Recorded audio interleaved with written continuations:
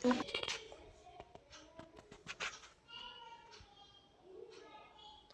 Guys, welcome back to my channel. இப்போ நான் எங்கே போயிட்டுருக்கேன் அப்படின்னா, எங்களோட ரேஷு ஸ்கூல் கம்ப்ளீட் பண்ணிட்டு 3:30க்கே வீட்டுக்கு ரீச் ஆகிடணும். பட் இன்னும் வராதனால எங்கடா காணோன்னு சொல்லி போயிட்டு இருந்தேன். பாவம் செல்லக்குட்டி அவளே வந்து நடந்து யாரும் வரலன்னு பார்த்து அவளே வந்துட்டா போல். அப்புறம் வந்ததுமே அவகிட்ட கொஞ்ச நேரம் பேசிகிட்டு இருந்தேன்.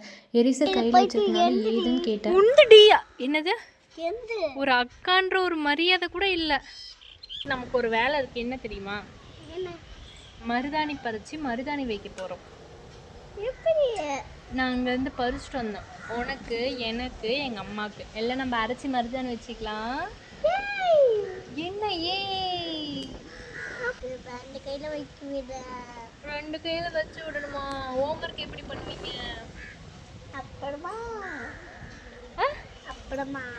அப்புறமானா புரியல. நைட்டு என்ன பண்ணணும்? அப்படியா? சரி இவ்வளோ ரெக்வஸ்ட்டாக கேட்குறதுனால கண்டிப்பாக நான் வச்சு விட்றேன். ஸோ இதே மாதிரி மோர் வீடியோஸ்க்கு என்னோடய சேனலை மறக்காமல் சப்ஸ்கிரைப் பண்ணிவிடுங்க. உங்கள் வீட்டில் இந்த மாதிரி குட்டீஸ் சேட்டைகள் பண்ணுறது இருந்துச்சு அப்படின்னா மறக்காமல் கமெண்டில் சொல்லுங்கள்.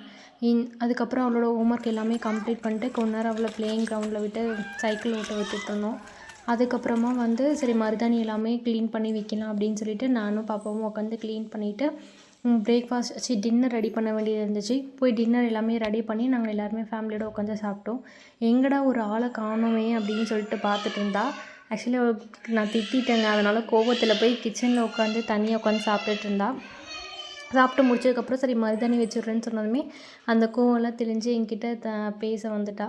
அதுக்கப்புறம் அப்படியே பேசிவிட்டு அவங்களுக்கும் ரேஷுக்கும் பாட்டிக்கும் மருதாணி வச்சு விட்டு அதுக்கப்புறம் நானும் சரி அடுத்த நாள் நான் வீட்டுக்கு போகிற மாதிரி இருந்துச்சு.